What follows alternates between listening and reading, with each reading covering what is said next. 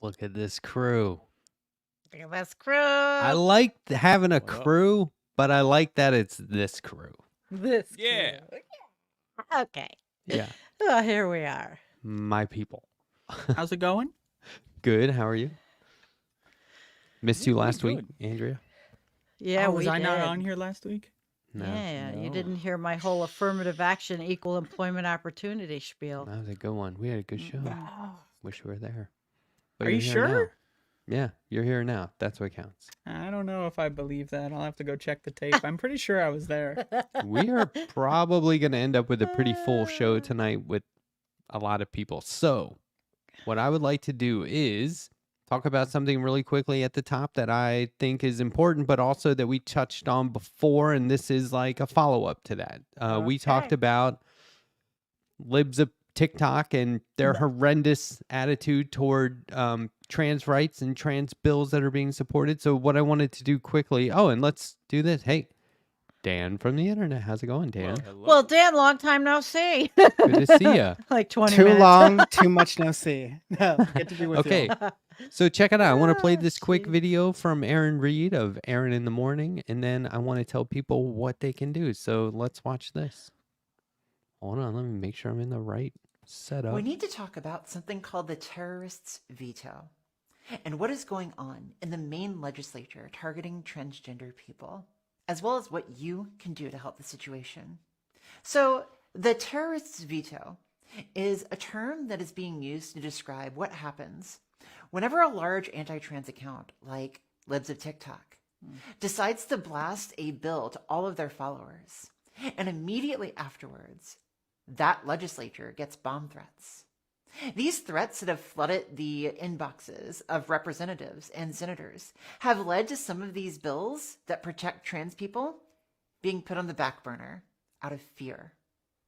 And let's just say that if all of these threats are enough to scare senators and representatives, how do they think that affects us as transgender people?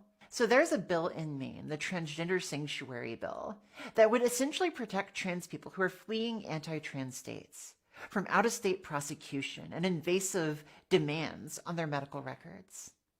And this bill has a lot of support within the Democratic Party, but right on cue, Libs of TikTok is targeting them, and the Maine legislature is getting bomb threats. So what can you do? Well, if you are in Maine, you've got a really perfect opportunity to contact your representatives. Look up My Reps Data Made, and you can find your local representatives. You can contact them and let them know that you support the trans sanctuary law. And even if you are not in Maine, they are sending people from all over the country. They're sending emails to these legislators, trying to scare them from passing these laws. But if you're from a state where things are hard, you can let them know how important laws are to allowing people to leave those states if they so want to. And if you're from a state where they already have one of these laws, which there are 15 of these states, you can let them know how much it has meant to your local trans people to have those protections. I have a list of legislators that you can contact. I'll drop them right here. And thank you so much for fighting for transgender people. We can't let the terrorist veto win. Boom. Okay, and you can also see that list on her tweet, which I just made the pinned chat in my chat. I also retweeted this. This is from yesterday, so if you go to Aaron Reed, Aaron in the Mornings, or of the Morning, their Twitter page, you will be able to find this. I also put this on my Discord. Now, I already emailed all of these people telling them that I support LD 227 and to make Maine a sanctuary state. And so I typed out all of these emails. They're in my Discord. Real easy copy and paste. This costs you nothing. Now, I know Jake coined the term what you can do. Apparently, he didn't copyright it, and everyone's using it now. But this is what you can do, okay? You can email these legislators, and you can let them know that you support this. I said, I'm in South Carolina. I see these kinds of laws happening all the time. I see it happening everywhere. I support Maine being a sanctuary state. Please don't back down. Because that terrorist veto, that is a new term that I'm going to be using a lot. That is a real thing. Okay. And so, anyway, just wanted to get that out there. I'm so happy I'm in New York. At least for now. So anyway, I hope everyone takes part. I know we have a really groovy audience, and they'll do that. And so we're here. This is Left Past 10 ad-free live show, right? And so that's cool. 2 + 2 = 4. Annie's in my chat. She's going to be with us any minute. Yes. Yeah. And Our special guest. so I want to do the proper intro. We have Annie Fitzgerald on the show tonight, who is running in Washington's 38th legislative district. I will let them do a more formal introduction. It's cool that a lot of people know Annie, though, from the chats. So no stranger to the show. Might as well just say friend of the show. It's Annie Fitzgerald. Annie, how are you? Hey, Annie. Howdy. I'm so excited. Hi. So How's Annie, everybody doing? we're great. Let me just quickly introduce you. I know you know Sandy of Environmental Coffee House, Jake of What You Can Do, Andrea of Above It All, and then also here's Dan from the internet, special guest. Oh my gosh, I am such a big fan. Oh my goodness. That makes sense. So happy. It's great to hear from you. I'm speechless. This is the most people we've ever had on a Left Past 10 or any show. Well, no, I've had more people on my own show, but this is pretty cool. So why don't you take a minute to introduce yourself formally, tell everyone about your campaign and anything you would like to say about what you're running on. Well, my name is Annie Fitzgerald, and I am running for a state house seat in Washington's 38th district, which covers Marysville, Everett, and the Tulalip Reservation in the Pacific Northwest. We are approximately 40 minutes or so, depending on traffic, north of Seattle. I forgot to mention my pronouns are she, her. She, her, okay. Hi. Hold on, let's wait and see if we can get Annie back. Uh-oh. No, you Are we froze here? for a You're second, back. so just back up like 5 seconds. Okay. It cut off at your pronouns are she, her. Yeah, she, her. Okay, pronouns are she, her. My roommate is playing a video game downstairs, so that might be why. Tell them nothing goes on during a show. Gotta get that fiber. I Just know, the right? fact that you have a roommate makes me want to vote for you. You actually for are a living roommate. life out here with the rest of us. Do go on, please. So I am part of the LGBTQ community, and I am also physically disabled. And I am running because I feel like Washington needs disabled representation desperately. Desperately. There are no disabled elected officials or openly disabled elected officials in Washington state. And that needs to change. And there are several issues that I'm running on.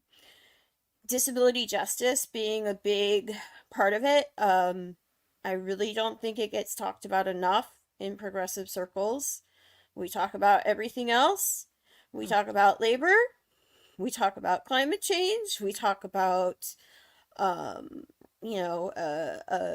other progressive values, but we don't talk about disability.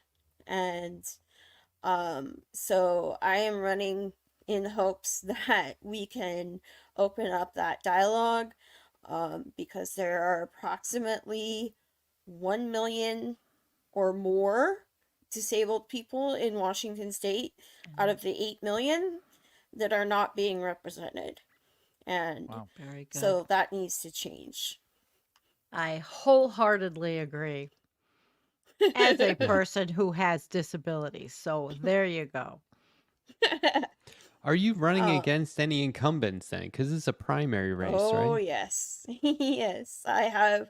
So I have not declared which incumbent I'm running against yet, but I could be up against two.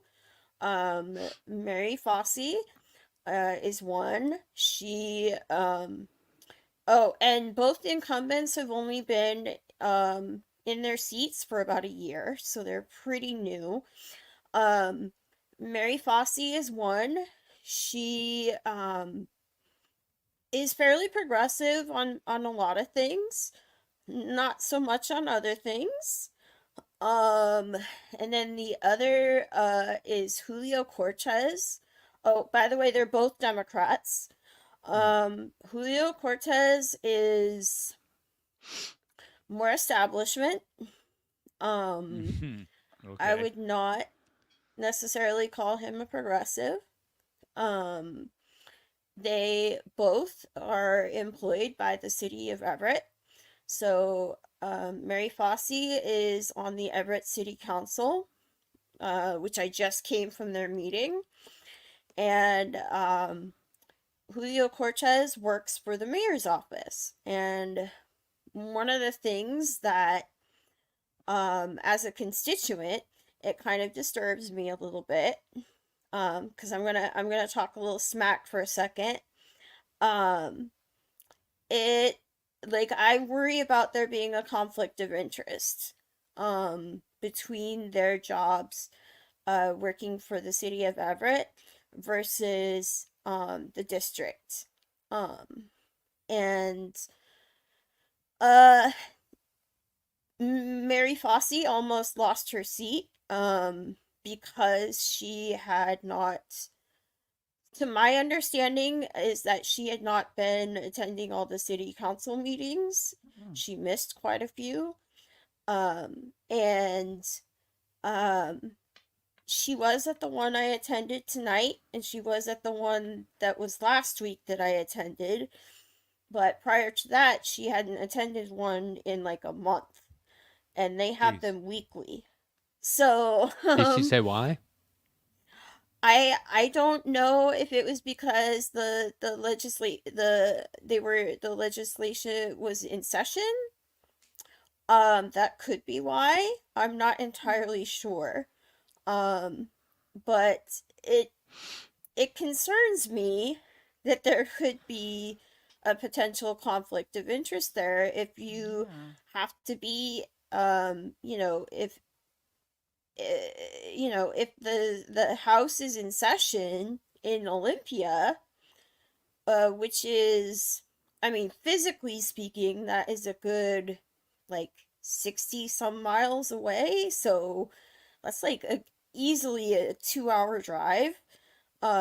So, I mean, she has attended meetings remotely before, but that's a little concerning. What if there's something that comes up that's good for the city of Everett, but maybe not so good for the district? That's what I'm concerned about. It would be one thing if they were like, I missed it, but guys, don't worry, I have somebody there who's reporting back to me. But are they even doing that? Here's something. I had a candidate on Monday for an interview, and they were saying that their opposition doesn't even know they exist. What's the case? Oh, I'm sure they don't know I exist. Well, do they know they're being primaried? She knows that I exist. I don't know if they know that they're being primaried yet, but they do know that I exist because I met with both of them in person on February 20th. It's been exactly a month. I'll show you guys. I have these bracelets that I picked up on Advocacy Day that was put on by the Washington Coalition for Peace and Justice. It was exactly 1 month ago yesterday. There was a rally, and we got to at the state capitol in Olympia. We got to go to the rally, which was fantastic. Oh my gosh, it was so fantastic. There were such amazing speakers. We all sat in the pouring rain. It was great. And then we got to meet with our representatives. So me and a friend of mine from Snohomish County DSA, because I'm a almost 5-year member of DSA, Heck yeah. we went and got to speak to both Mary Fossey and Julio Cortez. It was very interesting because I couldn't say anything of that I was about running against them. I wasn't allowed to mention that. So so I was just showing up as a constituent, and Okay. we asked each of them to support a ceasefire and to you know like put it on their public profiles that they support a ceasefire and so on and so forth. Mary Fossey said something that will always stick with me. She said that when she became a legislator, she had to take her activist hat off. And that really I don't like that. bothered me. Yeah. I don't like that either. I, as someone who had a very brief stint with California's official Democratic Party, and then this would have been back in 2015, the lead up to 2016. I shook hands with Joe Biden. I shook hands with Kamala Harris. This is when they were all trying to boost Hillary Clinton. And that was the same vibe that I got. Was like, hey, remember, you Berkeley College Dems, you're here because you're Dems. You're not here because you're from Berkeley. Shut it. Right? Like that was the same vibe I got. But I'm sorry, I can't help myself as I do a little production switch, so please don't mind me. Also, folks who are watching, you can support Annie's campaign over Venmo by doing at Annie-M-Fitzgerald, Annie-M-Fitzgerald, or Cash App by Ask W Logic. Ask EW Logic. Yeah, Askew. Askew Logic. Askew Logic. Okay. Sorry, I'm censoring it. Sorry. One thing I really had to ask there, because Newsman Dan can't let the fact that you are from Everett, Washington, and noted Everett, Washington residents, the Boeing Corporation, are also there, and the Boeing Corporation, me and my pilot friend have a joke, if it's a Boeing, I ain't going. They're going through it a little bit. I'm team Airbus gang. I love me some Alaska Airlines up out in Seattle, but I'm JetBlue through and through, Southwest baby. And How about no flying? okay, well, JetBlue at least uses Airbus. I would love the no flying options, but because I need to get to New York in a reasonable amount of time, JetBlue, Airbus all the way. But I'm on the Zeppelin team. there's been I'm on Jay-Z's international Bring Back the Concorde personally, but all right. personal flight notwithstanding, do you have any sort of I think there's a pretty target-rich environment for a candidate outside of the Democratic Party establishment, which loves to give benefits to major American war corporations who get away with doing a lot of things, such as Boeing, and they love to give them credit. So I'd be really interested to hear what your response to that whole situation is. Wow. So, I think it's crazy. There have been multiple protests against Boeing in Seattle. In fact, there was one. So Boeing was having an like their annual meeting or whatever. I don't even know what they were doing. I don't even care. But they were having their meeting like I think it was like maybe a week or two ago, and there were so many people protesting in Seattle that they actually moved the meeting online. So they lost thousands and thousands of dollars Wow. paying for the venue that they were going to have the meeting at. And I thought that was fantastic. And Running then from the peasants. and then there was a meeting like a like one of those like champagne social events that was being held at the Museum of Light that was protested as well. I know a few people that went to that protest, and it's great. Um, and I do volunteer in DSA with a couple of Boeing employees, so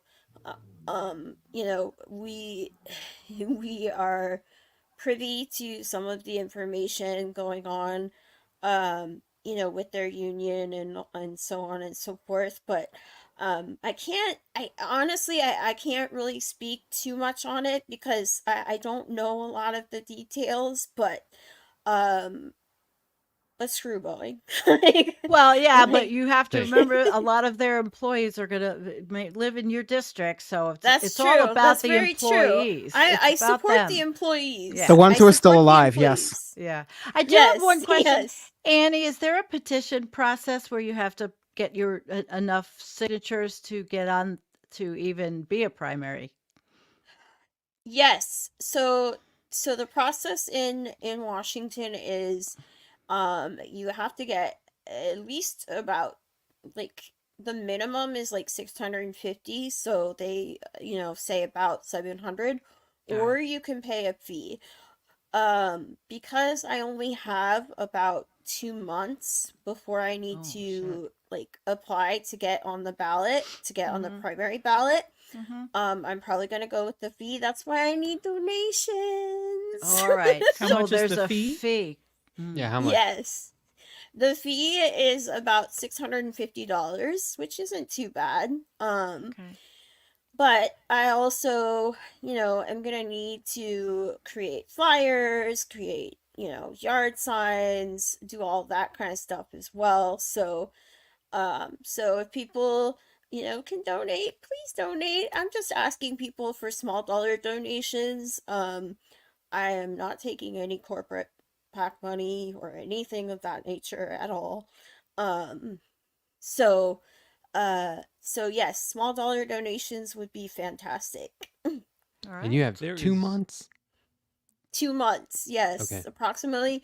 Well, a little under 2 months now, but yeah, I have to apply to get on the ballot in early May. Do you so. have volunteers that could help you get petitions signed? I'm working on that. Okay. Good. Well, Um, hopefully that's going to happen. Yes. There- I'm really hopes I hope so. I'm trying to ask people to volunteer at least, because like for me, one of the things that I'm unable to do due to my physical disability is things like door knocking and flyering and things like that. Um and because especially in Everett, a lot of the homes and the buildings and stuff are very old, so not exactly disability friendly. Okay. So I'm trying to gather volunteers for that right now too. All right. So That's good. You know, yeah. back in 2018, I interviewed a candidate from Washington State, and her name escapes me now. She did not win, but we had quite a bit of a conversation about Hanford and Mm, the nuclear waste and the illness around there. But that's not your district. no. No, No, okay. Hanford is in Eastern Washington. Yeah, that's where she was My running. district is Western Washington. Okay. Um, Thank you for yeah. clarifying. Yeah. I don't really know much about Hanford. But your district just did some positive redistricting, didn't they? I believe so. Yeah, I think I was reading that they just because there's all these little and they look like little islands on the map in the northwestern corner, and it looked like they weren't a part of the district, and now they are. So man, that's kind of a good Um, thing for you, right? More well, my votes. district is actually pretty small. Okay. It really does just comprise um Marysville, all of the Tulalip Reservation, and most of Everett. So like the northern and central part of Everett. It kind of cuts off like about halfway through Everett. It's going south. So yeah, So you yeah. know what they always say,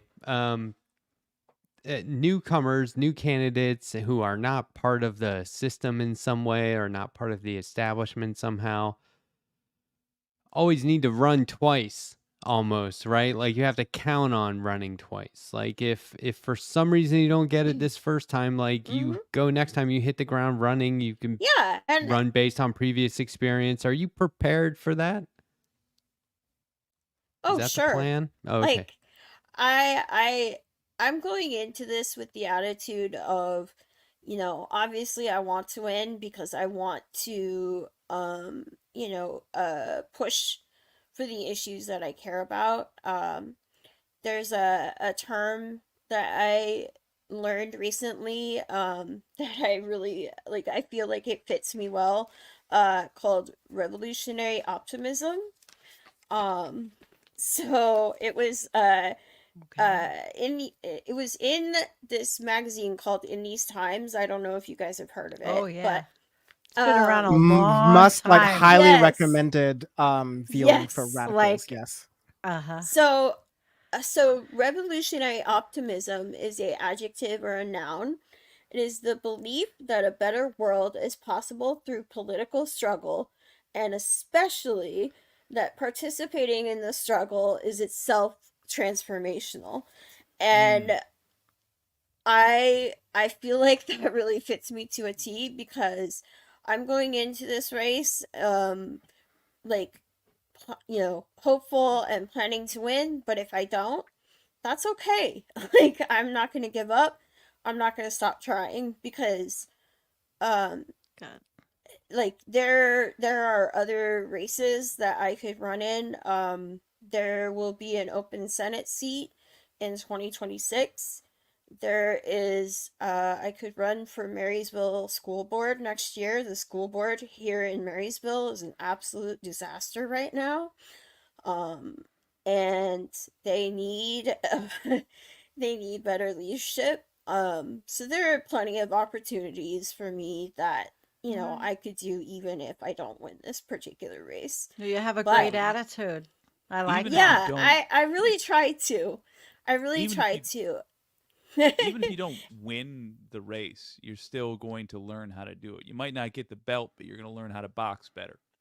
I think Mhm. that's fantastic. Yeah, yeah. And it's an opportunity to like show the community that I genuinely care Yes. about the issues, cuz I mean there's a lot of things that are um happening in our community right now that are just really just destroying this community. Homelessness is a massive problem in our community. I spoke about that at the Everett City Council meeting tonight. Um, can I share about that a little bit? Yeah, sure, please Go do. for it. Yes. So, so last week I attended the Everett City Council meeting, and there was this man there. His name is Lane, and he was there to a homeless man, and he was there to speak about his own situation and the situation of his friends. He was being constantly harassed by police. He just wanted somewhere where he could, safely exist and have, access to a restroom and, um, he was just constantly being harassed by police and citizens and whatnot. And he was just there, you know, talking about his experience and representing his friends. And like, his testimony really touched me because I've been homeless in Everett. 20 years ago, I was homeless in Everett, so I know what that's like. And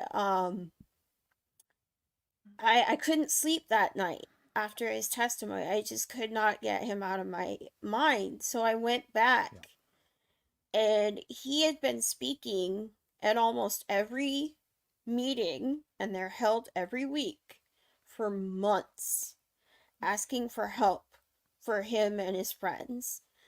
And when it was time for them to respond last week, my opponent mentioned a program and, you know, was like, let's try to get this man some help. But I kind of feel like they missed the point, because he wasn't just there to advocate for himself, he was there to advocate for his friends. And so I decided, after like watching all of the times that he spoke, that I was going to speak up on his behalf this week. And that's exactly what I did. Okay. And I asked the city to provide them with a safe place to exist. I asked, the city recently purchased an old motel in the area called the Wait Motel. And there was several like people from the homeless community living there that are now going to have to relocate. Oh. So it was just really sad, and I was really disappointed because I was hoping that, you know, they would understand and they would get the point tonight that like this person has community support, and that we want him to be safe, we want him to be housed. And nobody, not a single one on the city council, spoke up and said anything. Nothing. Wow. Nothing. Nothing. Is your area, the cost of living, evidently it's Washington State, is quite high. Oh, it's very high. Yeah. So I live in a 2-bedroom townhouse that I share with roommates. And our rent is not too bad. It's around $1,500. However, we've been here for a long time, so I think that kind of plays a part in it. Yeah. But average rent in this area is anywhere between $1,600 to $2,000 or more, depending on how close you get to Seattle. It's just incredibly high. Cost of living here is really high. The homeless population is growing because you know, people just can't afford it. Right. The minimum wage recently went up, but it's only $16.28 an hour statewide. There is an initiative that's being worked on right now to raise the minimum wage in Everett to $22 an hour. And I you know, am going to be speaking to the person who's running that tomorrow. But yeah, like it's crazy, and you know, there needs to be much more affordable housing. And it's really sad because I was born and raised in this area, and so it's really sad to see this kind of thing happening. How do you respond to politicians and pundits who equate houselessness with criminality? Being homeless is not a crime. Like, you know, it infuriates me to no end, because um, most homeless people work. Most homeless people are just trying to exist. They're just trying to survive. They're just trying to live. They're not there to hurt other people. Yet, instead of, you know, getting help from people like social workers, they're just constantly harassed by police. There is like hostile architecture, especially in Seattle. Um, Seattle is really bad about that. And it's starting to become an issue in Everett. Um, and it we're going in the wrong direction. Like more and Yeah. more places are criminalizing homelessness, and we're really taking it in the wrong direction, and that really disturbs me. And I want to see more incentive for developers to build more affordable housing units. Um, because I recently saw a report um online, and they were talking about how developers were building like these luxury skyscraper, like with like hundreds of units or whatever, and but nobody was buying them, nobody was occupying them. It's just, And it's yeah, infuriating. It's just yeah, infuriating. yeah, yeah, and it's like, well, no wonder you guys are losing money. Like Yeah. you're doing this at your own peril. Like why not turn those units into affordable housing, and then you would get them like filled up. Like it makes no The sense to frustrating me. thing is they've turned a real industry that existed for a purpose into a game. This real estate industry, the Mhm. buying and selling of land, you can agree or disagree with whether or not that in and of itself is right, but it did have a point. It was to Right. prevent us from slaughtering each other over that land. But they've turned it into a game to the point now where we're not buying a skyscraper with any plan for it. We're buying a skyscraper so you can Yeah. own a skyscraper and tell a bank that you own a skyscraper and then collect Mhm. a giant loan based on the assumed value of that. And nothing's actually happening in terms of work getting done or people having needs met. The only thing that's happening is some rich motherfucker is growing their Yeah. bank account. It's maddening.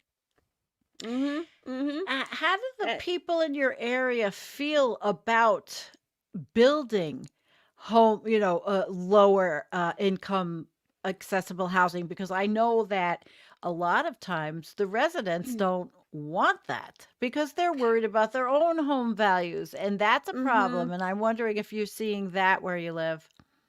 And it's Well, people like I've been on Section 8. I've lived in low income housing. People often like have that old stereotype that kind of associates low income with riffraff, with they're the ones committing all of the crimes, see, like it's it's really disgusting. And I think it's a really old stereotype because when I was living in low income housing, it was families. It was mostly yeah, sure. families. And, families with young kids just struggling to get by. And um I think that most people, I haven't had a chance to really talk about this too much with other people in the area, but I feel like most people like understand this, and they understand that, like, uh because more and more people are being added to this pool that's considered low income, right? you know because more and more people are having problems making ends meet. Um i i think the statistic is that like the average American household can't afford a $500 or a $400 emergency. Yep. So like it's very real, and I feel that most people understand this. I think some older generations may still be kind of holding on to that stereotype, but I feel like a lot of the people I talk to are in similar situations, so they kind of understand because it is so expensive in this area. And, you know, like when Amazon came in, like, 15 plus years ago, uh, Seattle became unaffordable. So people started moving north. They started moving south. So I feel like that stereotype that low income housing brings about riffraff and all that is such an old played out stereotype, and I'm hoping that more people will learn that, like, that's just not true. um Thank I you. understand. yeah. It's a I big, it's such a big global, United States issue. Mm-hmm. And of course, the localities can't do it all by themselves, obviously. No. But at the same time, like, I was really surprised when, like, there were multiple people that spoke about the Wait Motel tonight. There were, you know, me, I spoke about the homeless situation, and Lane did. Lane was there again tonight too, and nobody said anything. It's like, you Like in guys know reply, that you this mean? is a They didn't huh? respond? They didn't take They time didn't to respond at respond. all? Hmm. What did they purchase No, the motel for? Like, are they just gonna tear it down or something, or what? I'm not sure. I need to do a little more research into that. I had just heard that it had been purchased, and that people had been, were living there, were being told that they had to leave. And I believe that they are being offered, like, some money to leave, but, like, giving them a check, like, doesn't really help. Like, they need housing, they need somewhere to go. And because housing is so expensive, because moving is so expensive, it could easily set somebody back like $6,000 or more just to move. It's Wow. crazy. Wow. When you factor in, like, first, last, and deposit and all that, it's incredibly expensive. Mm. And I don't know anybody that can afford that. Dan So, actually inspired me to pitch a piece of legislation to you. I didn't know that Boeing was in your neck of the woods. I've been trying to get people in my neck of the woods with Ford and GM to do this, but you would have every right to as well. So since you're going to be the one, hopefully, writing these things, here's my pitch to you. Help okay. reduce costs for folks by building free energy infrastructure, including solar panels and wind farms, and charge the people who use the most fossil fuels for it. In your case, Boeing. That's how you pay for it. That's Pitch made. I realize that's like telling a comedian, you know what would be a funny joke? But there you go. Not a bad idea. Uh, I do know that, like, the public utility district that does electricity does offer, like deals for people to get, like, solar power and stuff in my area. Um and but it's for homeowners. So Right. and there are fewer and fewer homeowners in my area because the cost of living is so high. So um like, it's really mostly, like, older generations that can afford housing or have had homes Oh, in yeah. this area. So Well, anybody with an electric bill, homeowners, yeah. business owners. I realize those are still owners of things, but there is such a thing as small businesses and people who rent apartments who are right on the verge. An extra 15, $20 a month I'm just saying it makes Mhm. it also establishes the idea that energy is a public service and reminds people that it can truly be received for free if Mhm. only we invest in the infrastructure, which is the government's job to do. I think Nationalize it. I think Boom. Dan from the interstate had a question. Yes. You've Flying caught me in the guy. Whew, you've caught me in the wow. intersection between I want to be on this show and I also desperately needed to do grocery shopping tonight. But nevertheless, he persisted and I'm doing both. Either way, the question that I wanted to ask was actually about like, listen, I actually really appreciate that Left Past 10 is having a local candidate or a constituent on the show, right? Like someone who exists in local politics, because I've always had a thesis that like we pay too much attention to national politics to our detriment because there's so much more change you can do on a local level if it's focused and if it's thought out right. And so I know, given you're a really great advocate for folks with disabilities and their rights, I understand that like you may not have had like, the canvassing direct experience to like, speak with people on the ground, which is so useful. But, knowing that I think you have a better sense of the pulse than the establishment Democrats or the establishment leaning Democrats that you're leaning Yeah, it towards. sounds like it to Um, me. yeah, I feel like that as well.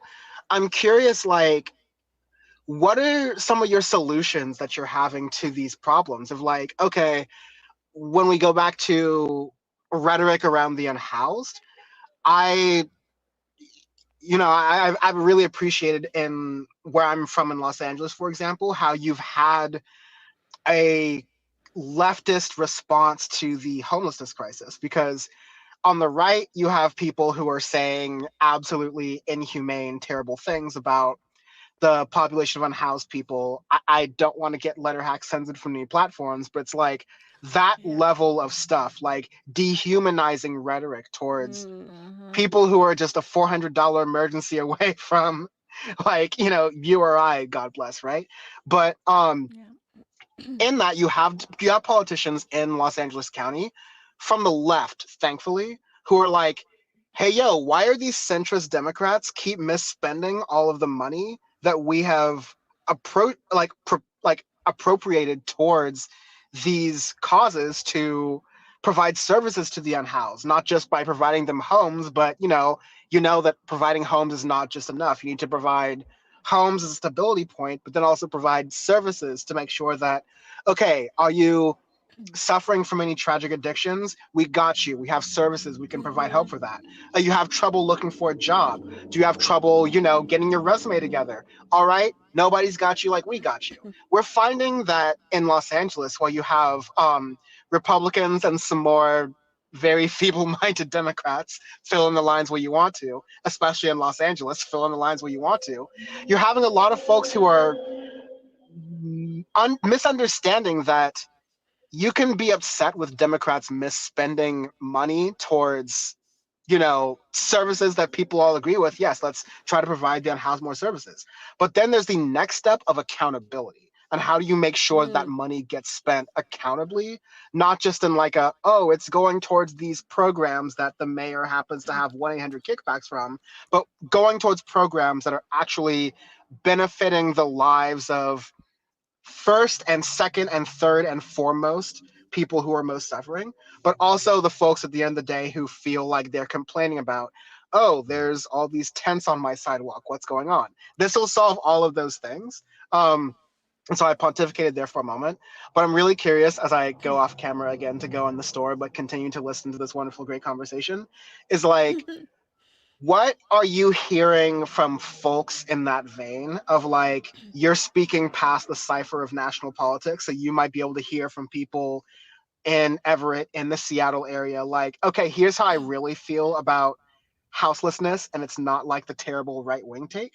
And then also like you propose that Yeah. question of hopefully that message gets through, but I kind of want to pose that question to you as someone who's running for office, right? Like, how do you, what messages are you thinking about, or are you working through crafting to make sure that you can change some minds. You can reevaluate and reset the table for this crisis that we all see, but a lot of us are taking the wrong approach to, unfortunately, or at least a lot of our neighbors are. Right, right.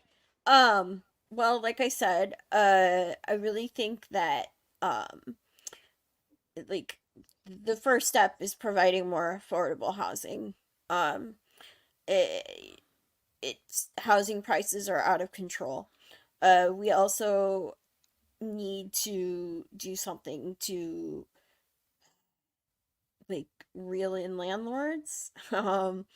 Because rent prices in this area have skyrocketed just in the last couple of years, which is leading to like the problem that we're having now with more and more people being homeless. In fact, so because I'm disabled, I qualify for Department of Vocational Rehabilitation Services, and I got to meet with my job coach today.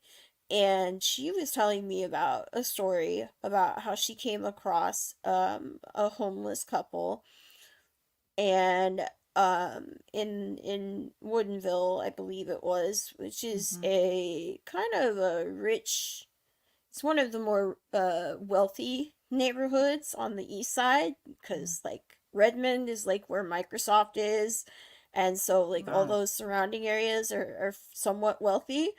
um and she was talking to this couple, and um they were on the street, and this lady was describing how both her and her husband both have degrees, and they had just moved here 2 years ago, and they both have degrees, but they can't find work, and they are living out of their car. And I I've heard so many stories like that recently. We we both went to school, we both have degrees, but we can't even afford to pay rent. We can't afford to, pay for our our bills. And you know, she she went and she got them some food at Wendy's, and kind of sat and like listened to her speak for a little bit. And stories like that are becoming more and more common. Um, and so I really feel that like we need to provide more incentives for landlords with existing housing units, um, to lower rents and to offer more affordable housing options. We need to provide developers that are building with more incentives to provide more affordable housing options. We also need to provide the support that Dan was mentioning. Um, the Um, the I'm sorry, go ahead. no, I was going to ask you about the existing housing stock in the district you're running. And is it Mhm. possible that instead of building and keep building out more and more and using more land and resources, is it possible that there could be a way to, like you said, they were building apartments that were ridiculous, renovating, changing, or reusing? How's the housing stock? And what do you think of that idea? Um, I I do believe that, that's why I was kind of thinking along the lines of, you know, I'm no expert in this area. I'm just coming up with ideas. Which is good. As as Better than what we someone currently who's have. been in similar circumstances. But I do think that, providing more incentives to landlords to offer more affordable rent options would be good, because there are a lot of existing structures that are not being used, or are being renovated or whatever. Um, but I also want to touch on a little bit about some of the things that Dan was talking about.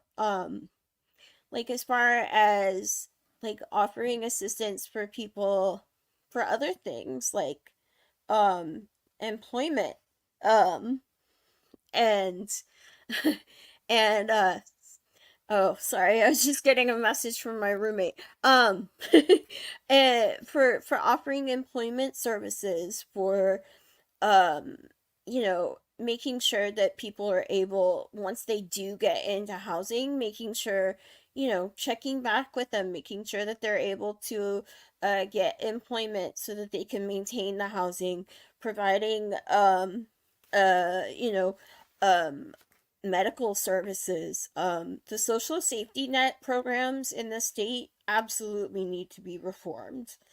um they are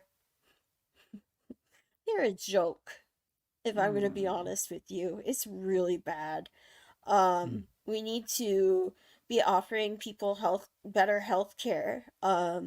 We need to be providing support. Once that housing is established, there needs to be more support after that point.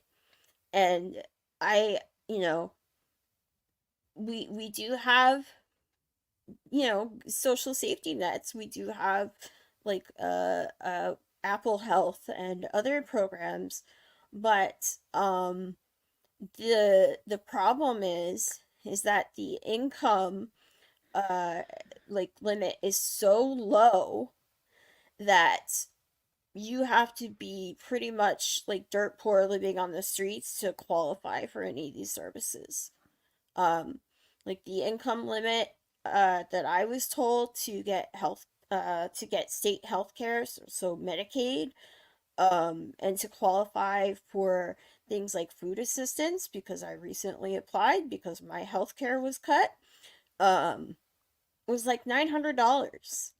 And in a state where rent is easily almost double that, like, that's nothing. Right. And it doesn't make And any sense because, like, why would they even offer insurance if you're going to be really poor living like on the street? You're more likely to get sick or injured or attacked or assaulted or whatever that would make you go to the hospital system and therefore spend more money, right? It's a backward system that doesn't make any sense, and it keeps people like stuck in positions of like weakness, and it's just by design. They just want people mm-hmm. to be stuck at the bottom and have no mobility upwards. Yeah, can I talk about that for a minute? Go for it. Sure. So, I know about this firsthand. So I am disabled, and I was on a Medicare Advantage plan until December of last year with Humana. Boo, boo, boo, boo, Humana. Most of them. And they dropped me because I allegedly moved, which I hadn't moved. I've been at the same address for 11 years.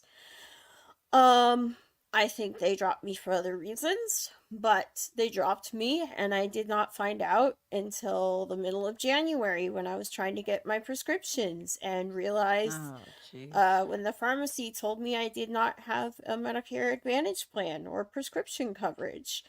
So, I like immediately called Humana, and instead of listening to me, they within a few days put me back on the plan, which is not what I wanted.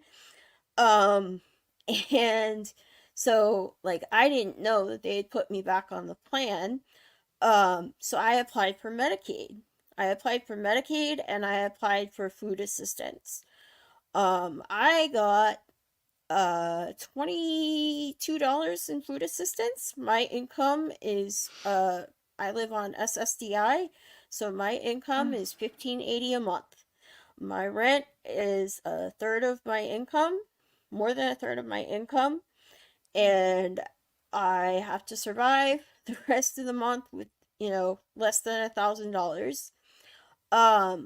And I make it work, but my medical expenses are very high, and so I was also applying for long-term care services so that I could get help with things in my home, like doing household chores, uh, running errands, possibly even getting a ride to like doctor's appointments and stuff. So I don't have to like exert myself all the time, because that makes my disabilities worse.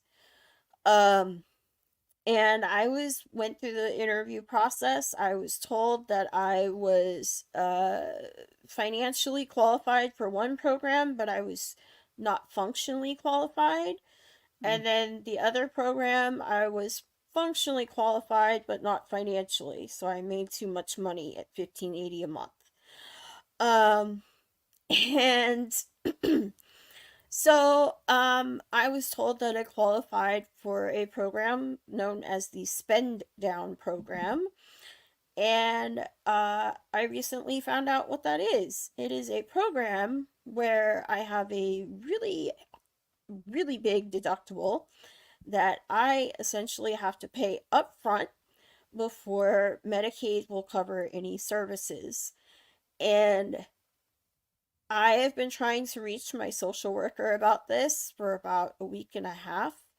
When I spoke to the lady at the 1-800 number, I was like, what's the point of this program? People applying for Medicaid don't have money to put into our medical care. Like, what is the point of this program? Like, does anybody actually use this? Like, I don't understand this. Um, and like that's a huge problem for me personally because I have multiple specialists that I need to see. I'm in the process of like I've spent like the last 6 months trying to get a new wheelchair because the last time I was on an airplane flight, uh my wheelchair was damaged. So I need a new one. They don't pay for that? No. That's No. insane. No. That's This a is- medical, a necessary medical device. Yeah, what are they like? Oh, This sorry. is this is a it. huge problem for people who use wheelchairs and medical devices that fly. They do not secure them in the cargo hold because that's basically where it ends up. And my wheelchair got knocked around and the frame got bent and the footrest got damaged. They fixed the footrest, but the frame itself could not be repaired. It was like bent in such a way that it could break at any point, Oh, I'm and so then I sorry. would be out of a wheelchair. So I desperately need a new wheelchair. And that is a very common problem for people with disabilities. That happens a lot. It speaks to the setup of our system where it's clearly not the things that exist to help us clearly do not exist with the actual well-being of citizens in mind. They exist because they were wrung out of a system which tries to get away with giving us as little as possible while siphoning as much of the fruits of the labor to the people who need it least, the rich. It's maddening. It is absolutely infuriating because like especially with things like the income limit allowed and stuff like that, that is so incredibly low. Like I'm pretty sure it probably hasn't been updated. Also the system that they use to determine whether you qualify for services or not is all determined by AI. It is not decided by a human being. So when I went and I met with the social worker, she inputted all my information into the computer. And then what happens is they go and they put that into their computer and AI spits out a determination and it determines whether someone is eligible or not. It is not decided by a human being. There so like there's And if no we actually cared, we would put a human being there who could use logic, who could say, no, this person, I'm writing a much bigger bill for them. We need this, and this. And oh, by the way, that human being occupying that would be paid. It would be another job that exists out there. Right. But it just points to the callousness of the system we live in. And by the way, that's why I think we need more disabled folks representing us.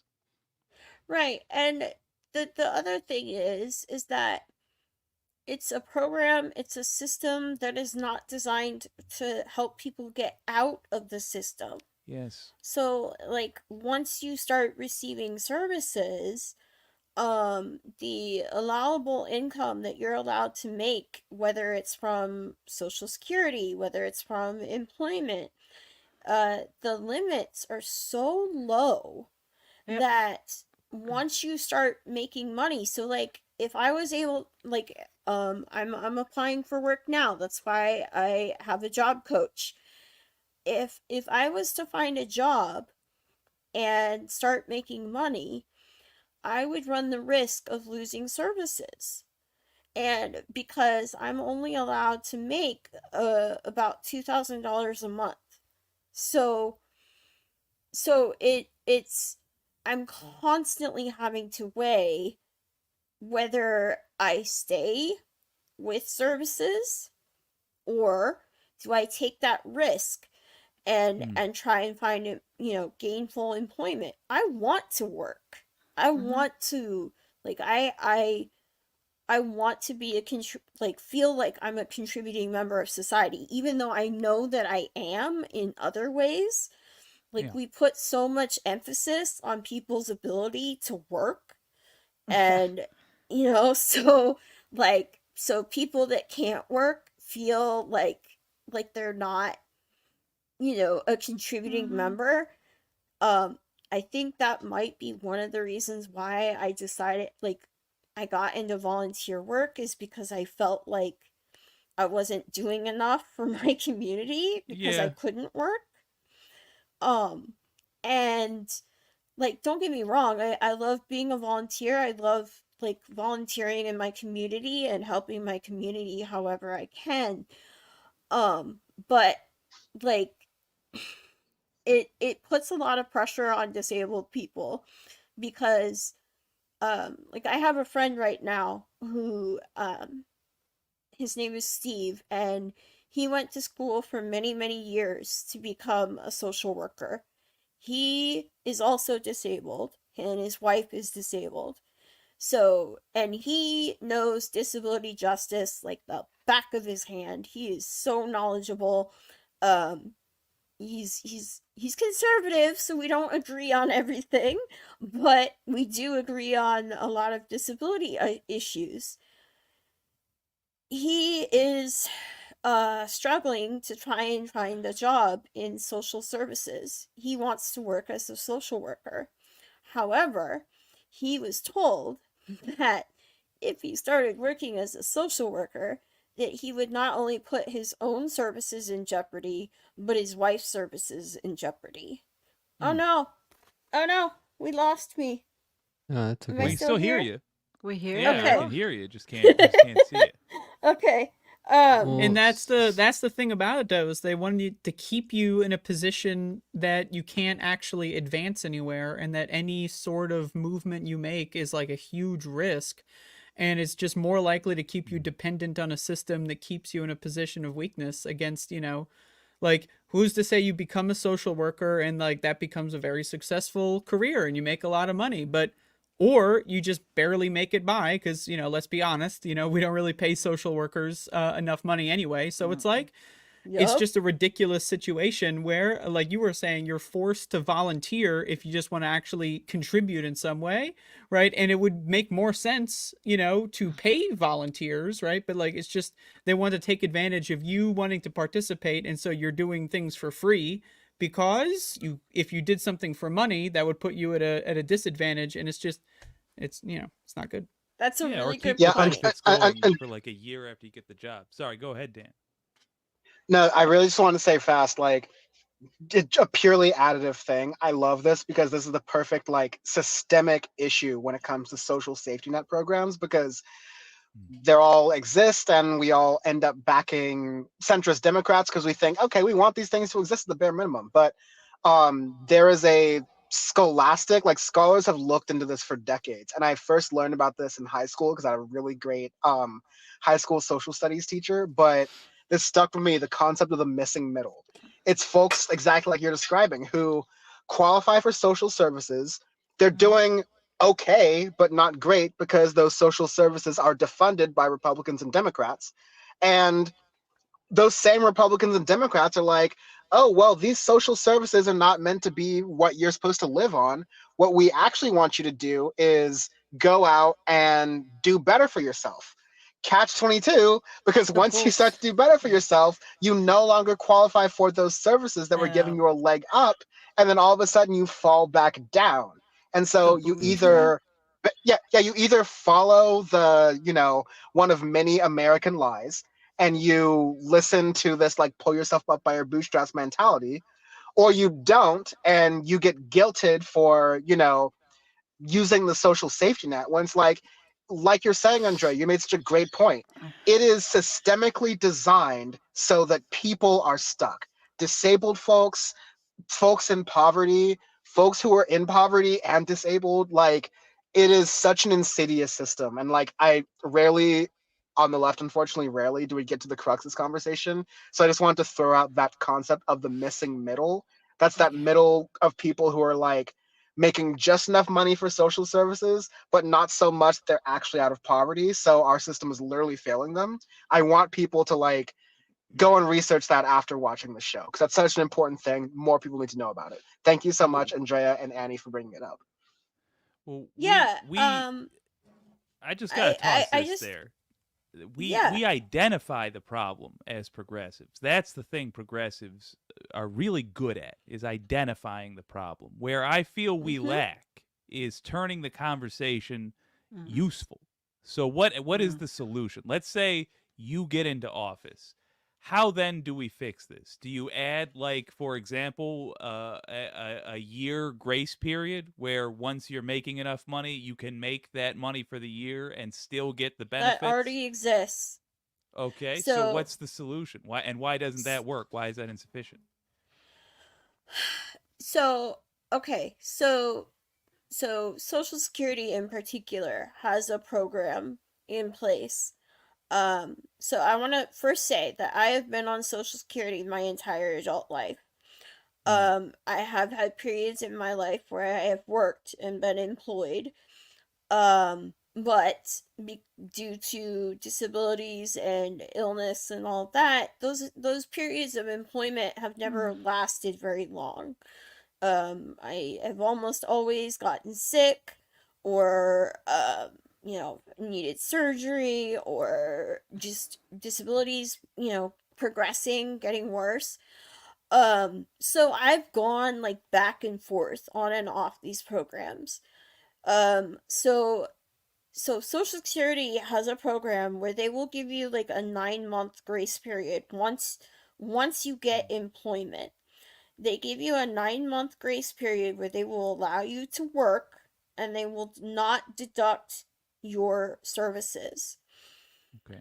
Once that 9-month grace period is up, then they, if you're still employed and all that, then they start talking about, okay, how much are you making? Is it, are you stable employed? They start talking about reducing the rate, reducing your services. Okay. So they kind of already have something like that. Frankly, I think the grace period needs to be much longer, and they need to make it easier for disabled people to like reapply for services. If let's say I find a job tomorrow and I'm employed for and I pass that 9-month grace period. Well, what happens if a year and a half into that I get sick again? Well, that means I have to Yeah, go through the I know. entire process all over again. I have to reapply for services. I have to reapply for Medicare because, my Medicare may or may not have been cut. I have to reapply for Social Security. I have to reapply for a program called Extra Help within Social Security that helps cover the cost of prescription medications. Um, it's quite a headache, and it takes a lot of time because there are a lot of people applying for these services. So, it is not uncommon when I have to call Social Security to sit on hold for an hour and a half. Like, it can And take yet, a and really yet, long time. if I wanted to go reactivate my Paramount Plus subscription, I would literally have to make 3 mouse clicks. And I could be giving money freely again. But to get money, God help you if you want to get money. Well, to get help. Yeah. Mm-hmm. It's quite a system, especially when you were employed and you became disabled. And then you have to go through the whole thing, and it takes years. Yeah, it can take years. I know, I lived to it. go through this, as I'm sure you understand, Sandy. This has been great. There's a lot of people in the chat giving their personal stories and relating to a lot of the stuff that we're talking about here, and it just really drives home the fact for me that more of our so-called representatives need to truly reflect the people they represent. Yeah. I think that's lacking, and so I wish you the best of luck, and anyone else Thank in you. your in your situation that's also running for office. I wish them the best. I think we just need a lot, because ironically, the government's made of millionaires, and they do kind of reflect the people that they are bought off by. So in a way, they reflect the people that they're serving, but that's totally wrong, and that's what's wrong with the problem. So, or wrong with the system. So I do wish you the best of luck. Is there anything else Thank that you you. wanted to cover about like specific policies or issues Yeah, going there's on? there's there's one more thing I could talk about. So um so one of the things that I'm going to be addressing tomorrow, because tomorrow I meet with the Marysville Public Works Director, and then after that meeting, I'm meeting with the man doing the initiative for raising the minimum wage in Everett. The reason why I'm meeting with the Marysville Public Works Director is because accessibility is a huge issue within the city of Marysville. There are not enough accessible sidewalks and ramps, and that's a huge problem. Um, Many of the ramps in Marysville are not up to ADA code. Um, and I about a month ago, I was going down a ramp in Marysville. My wheelchair got stuck. It was not a ramp that was up to code. My wheelchair got stuck and it flipped forward, and I accidentally like fell out of my chair into the street. And there was a large truck coming, so I had to like quickly get out of the way. Needless to say, I was very unhappy about this. So I went to the city council meeting because they had mentioned in a newsletter late last year that they had upgraded 90 sidewalk ramps up to code. And I thought, oh, that's great. But I mean, I wonder how many are not up to code. And They don't tell you so that part. no, they don't.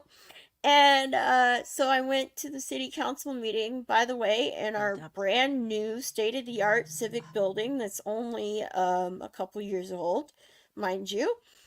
And when it was my turn to speak, I spoke about the little, article where they clearly admitted that they had been in violation of ADA for the last 10 plus years, and that they had only upgraded about 90 sidewalk ramps.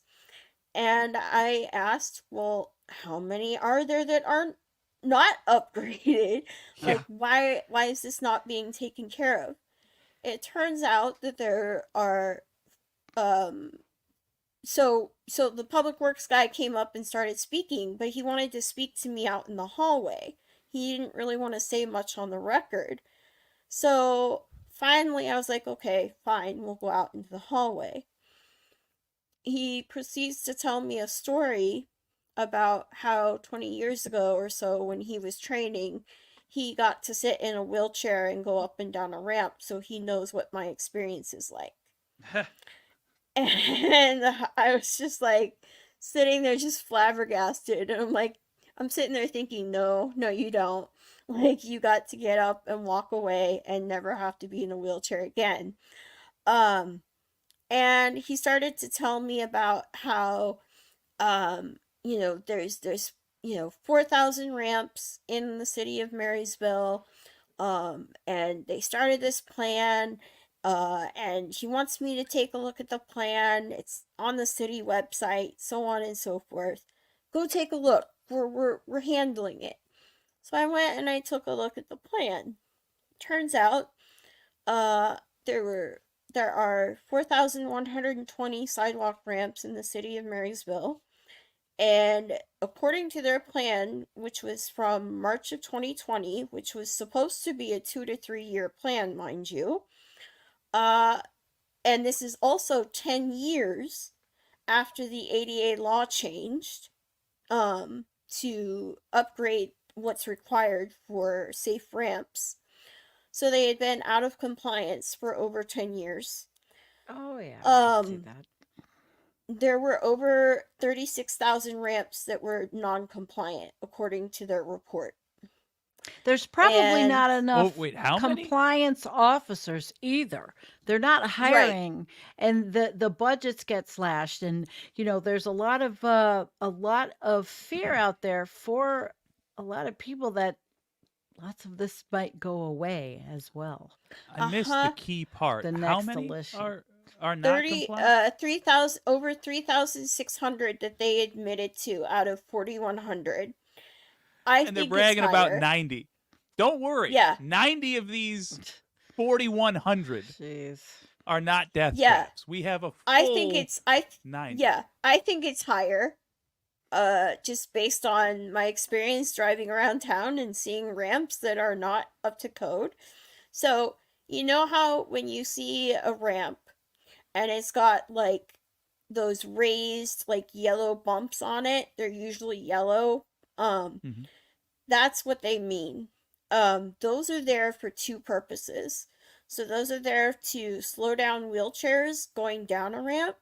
They're also there for like blind and visually impaired people, which I also have a visual impairment.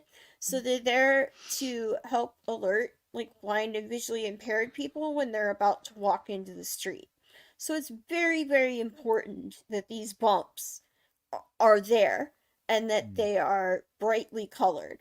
That's why they usually paint them yellow. So, and Marysville is a town that has a large retirement population. So there are quite a few elderly disabled people in this town. So I I was reviewing the report, in preparation for my meeting last week, and I sent them an email and I said, I've reviewed the report. I would like to meet with you. And I would prefer to do so before the next city council meeting on March 25th. Because I feel that this is really important. And if I do not hear from you, if I do not get to meet with you before March 25th, I will be going to that city council meeting and I will be exposing this report. That's how to do it. Because this report was written in 2020. It was supposed to be a 2 to 3 year plan. It is now exactly 4 years later this month that they published this report. So yeah, so I'm going to be meeting with the public works director tomorrow, the same guy that Yes. told me that he got to play in a wheelchair. Mm, And we're God. we're gonna have a little chat People. and find You out know what? more about why they're not fixing it. If he pulls that again, ask him to hold out a milk jug at arm's length and ask him how long he can keep it there. And tell him that's being in a wheelchair. Yeah, and you can't You go held around. out a milk jug for 10 seconds and said you Yeah, maybe understand. I'll You don't. stand up and be like, "You wanna take a spin in my chair?" Right. Like, Yeah, do it for a month. Go Yeah. nowhere except with the wheelchair for a month and then tell me. Well, what people don't understand is that not having accessibility limits people with disabilities. It makes it Yeah. near impossible for people with disabilities to go out into the world and participate. A lot of people with disabilities have extreme difficulty leaving their homes. I too sometimes have that problem.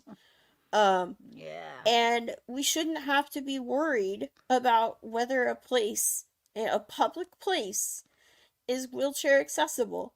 We shouldn't have to be calling ahead of time to check to see if somewhere is accessible. It just should be.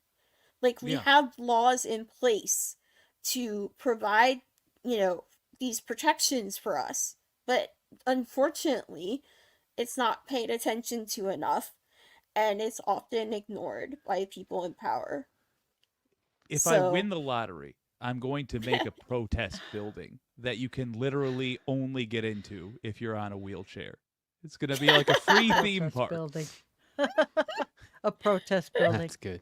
Well, That's there's an one- interesting. I want to talk about that like situation that you described, because like I find every aspect of that to be extremely like well choreographed and scripted. Like, you wanted to ask a question, so they make you go to the hallway, then they send you on a side quest to go read this plan. Like, every step, it's like an Yeah. insurance company. There's going to be like X% of people that just like don't go home and look at the plan, or look at the plan but don't understand how to read the plan Yeah. or interpret the plan, Well, right? a lot of it was in legalese, so Yeah.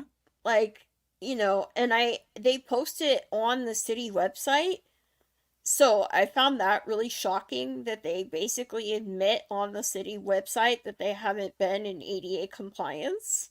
Yep. Like, But no one 'Cause they reads weren't it, and they expecting bank you. on no one to actually Yeah. like look into it and be able to look like and understand it, right? So, mhm. and yeah, if it's been that way for 4 years, right, then seemingly no one has actually. So it's like a mission accomplished kind of thing.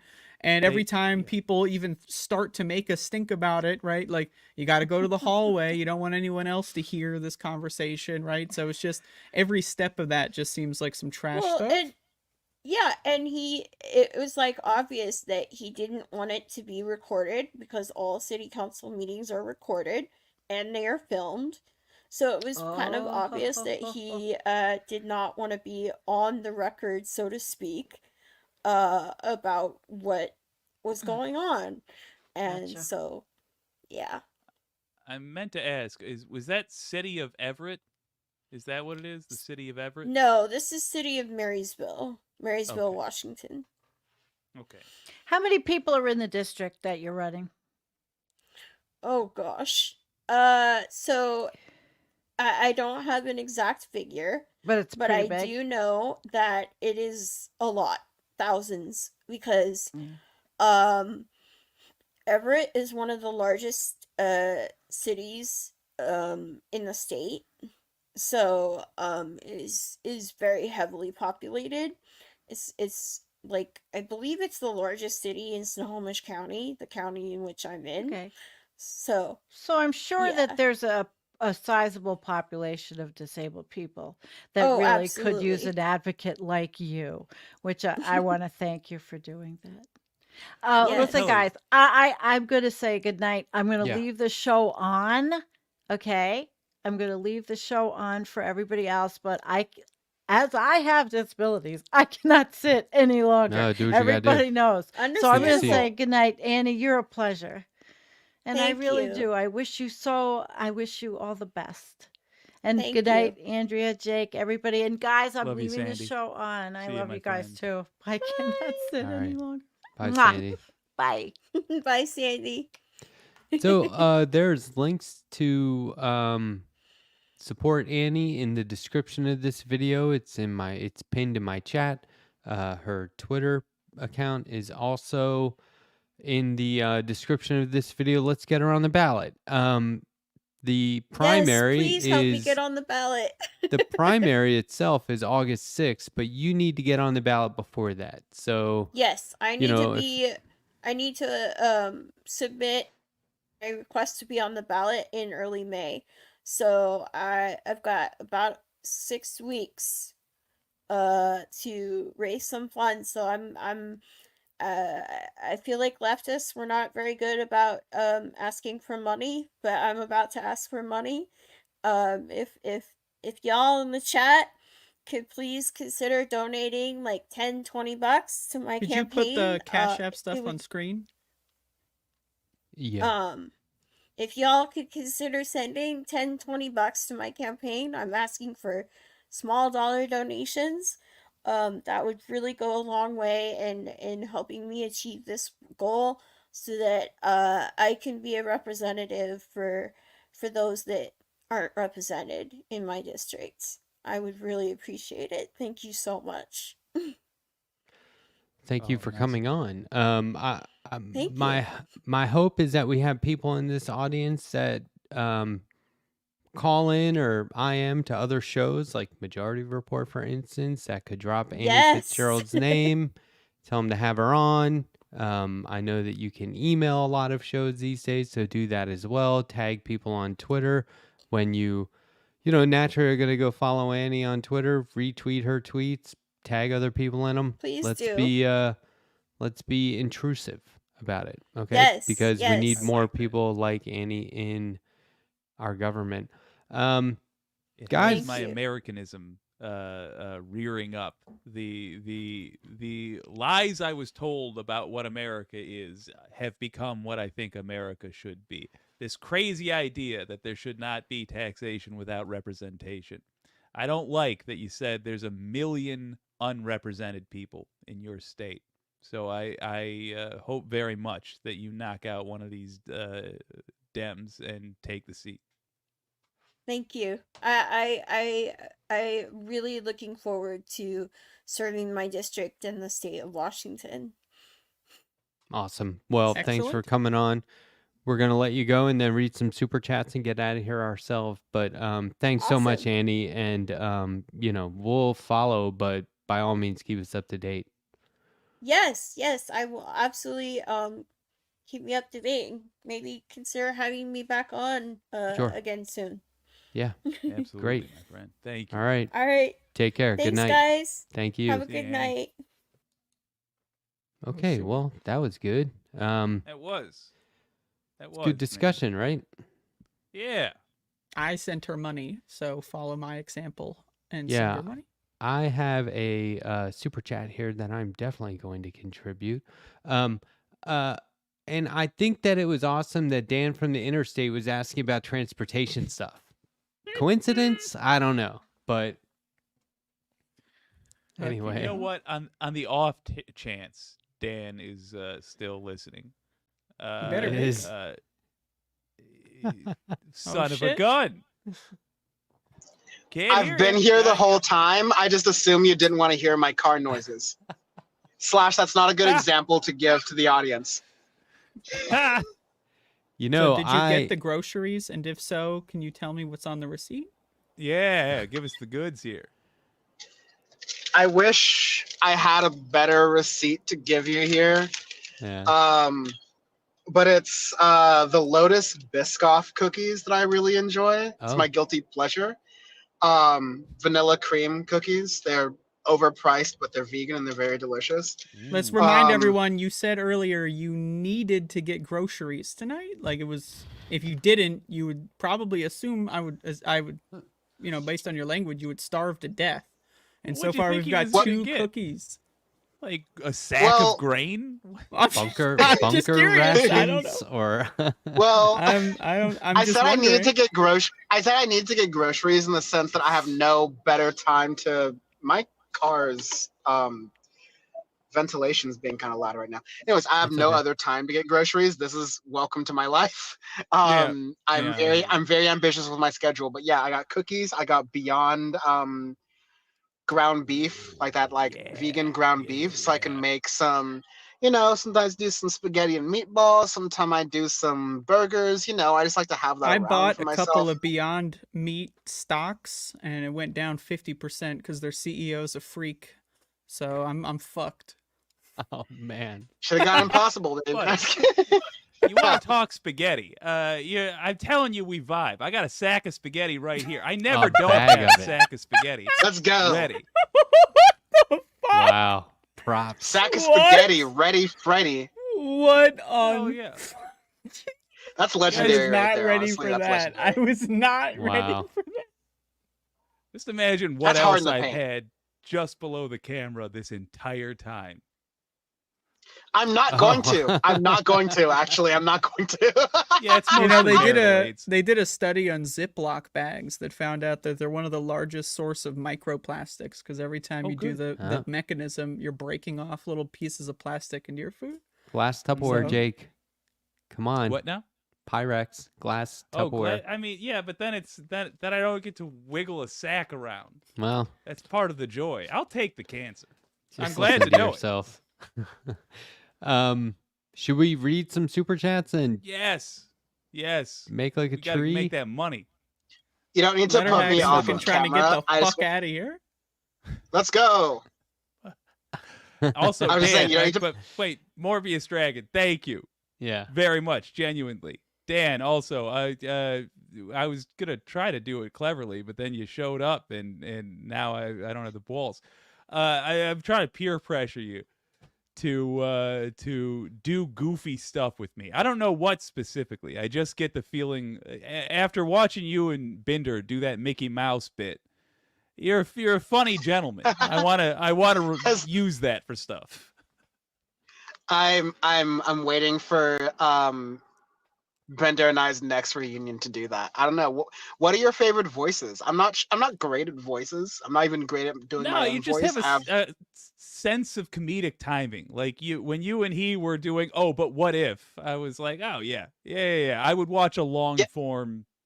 Oh yeah. Dan- I'm a good riffer. I'm not great at Yeah. like just pulling something out of the blue. I have a lot of great friends who are good at that, but no, I honestly work best with other people who like have a warpath against being funny, and then slowly after I realize that they are very funny, talented people, I like try to yes and because they're so talented it works out. So yeah, I'm sorry to disturb you, but and there go my keys. It doesn't matter because I'm in a car without keys.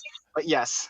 Yes, and I would like to know what else is on that receipt for the groceries because I find it hard to believe there's only 3 items. I'm just curious. There really are only those 3 items.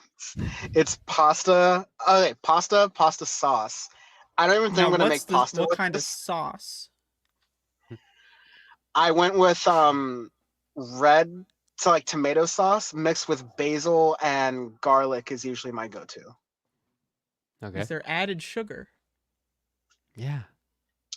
I don't know. I get like Andrea. the Safeway brand organic. I would have to check in my the trunk of my car, and Andrea, that's not good.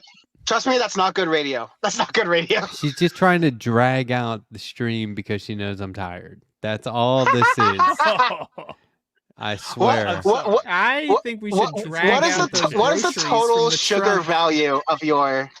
Oh God, here we go. I can mute anyone at any time. FYI. And just Yeah, trying I to will not find be if I censored. was like and just trying to find if I was doing a drug deal during the show, and she's like, Well, I encourage she's- those. like, and just trying to DEA me, like, excuse me, out of the car, please, just like you know. Well, That's I awesome. consider sugar more dangerous than heroin, so Mm, this is my profession. true. Oh, it's definitely not. One time I saw a documentary for I'll get into sugar. that debate. There's this documentary on Netflix about the harmful effects of sugar and like how Which it's one? ruining everything. I forget what it was called, but it starts on the opening shot is of an old sugar mill like a block away from my house. And I was like, oh shit. Oh, No. Your current It's like, place in oh, yeah. SC or Colorado? No, in Colorado, yeah. And it was That's not funny. like a block, but like a mile. But I still, it was like right there. not to super dox Cosmopolitics, Christina, who you should follow and check out, but I was staying with her for a little bit around her birthday, and I was like, oh, so your city's claim to fame is golf and nuclear black sites. That's awesome. I love that. I love that for you. Yeah, Well, and we know mine that is there's plenty of nuclear black sites and golf in this country, so no doxing has occurred. yeah, and Let's I'm just like combine Yeah, the sure. two. I'm an Solve hour some of away, and our it's problems. golf and landfills where I am. But And we have a burning lake. tires. We have a Or are the lake. landfills on fire as well? Yeah, you're allowed to burn all kinds of stuff here. Okay, Can you let's... like set fire to the landfill, like just one giant burning No, inferno well, they of build shit? they build parks on top of those. So here's a $10 super chat. I think this was for Jake from Obsolete Optics, right, Jake? Oh, thank not you sure. so much. Can we Oh, acknowledge that Jake need is Environmental still Coffee here House. at an hour and 40? Like Jake has not left yet. Wild. Pretty impressive. Advertising all of our Discords. Environmental Coffee nice. House Discord, Letterhack Discord, What You Can Do Discord. Oh, Thank you for the $10. mensch. Appreciate it. You're fantastic. Thank you. Check this out. Are My we gonna dogs get a are left goth. past 10 Discord? One letter. Well, we could. Growing it. Gifted a Letterhack membership. Thank you very much. Pinkerbell gifted 5 Dan from the Internet Power Report Woo! memberships.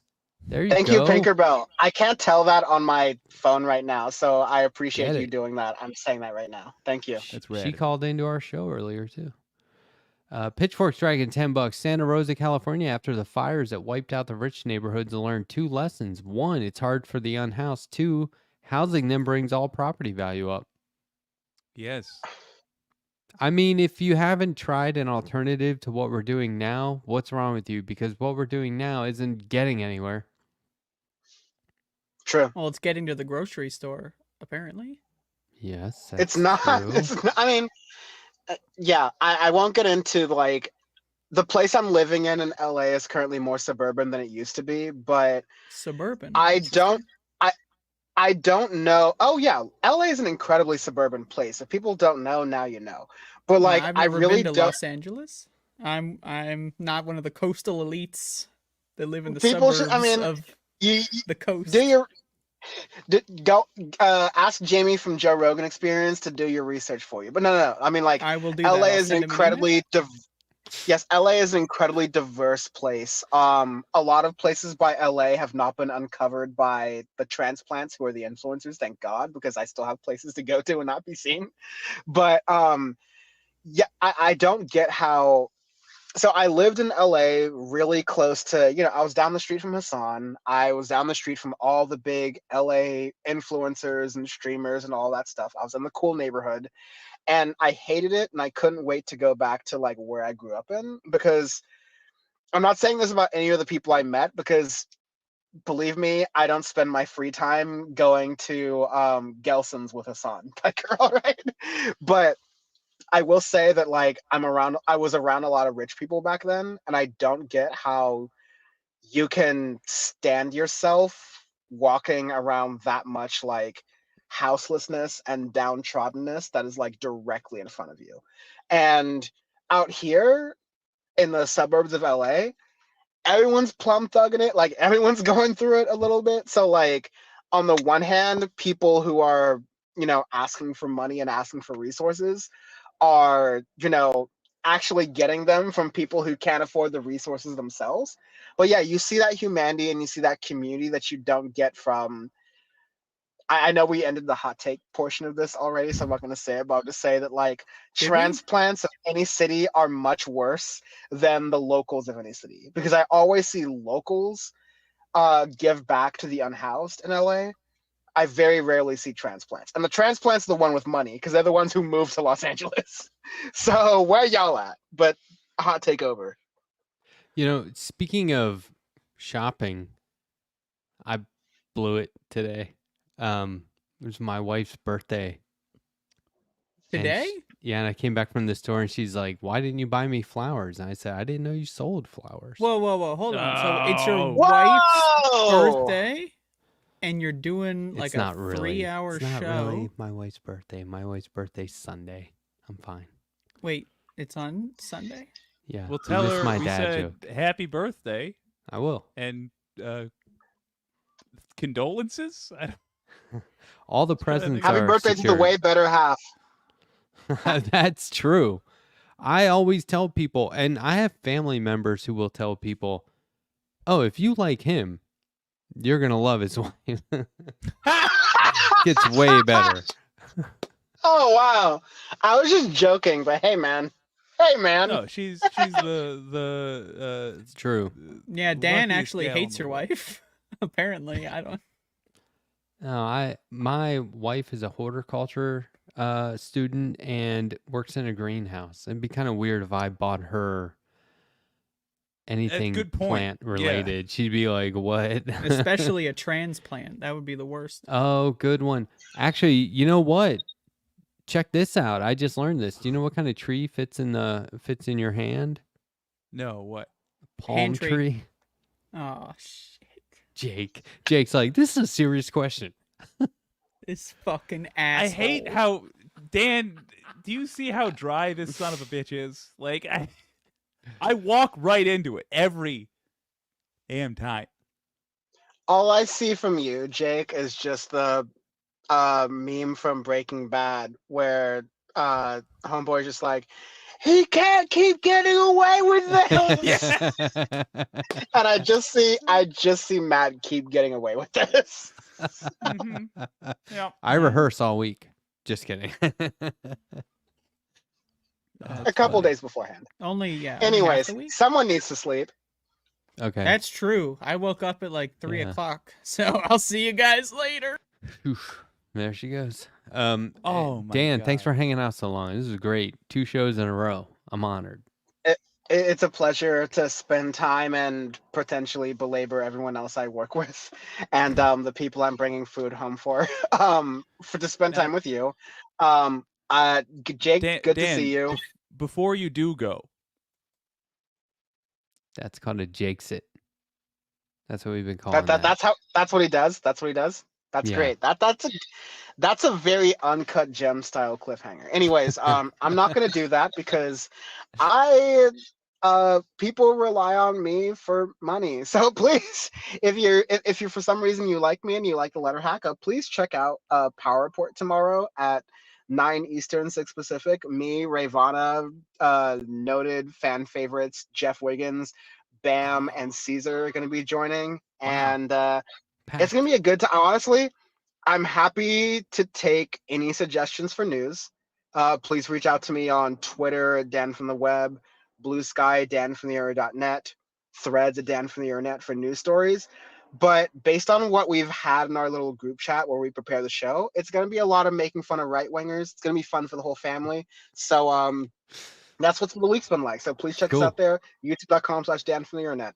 Letterhack, you're awesome. You're great. You're a blessing for the left. Thank you for having these conversations. Yeah. I know you shout out to everyone, so shut up. It's fine. I'm kidding. I love you very much. Have a good one. And to the community, one of the best communities on the left, one of the only communities I would take a call from my car on the side of the road.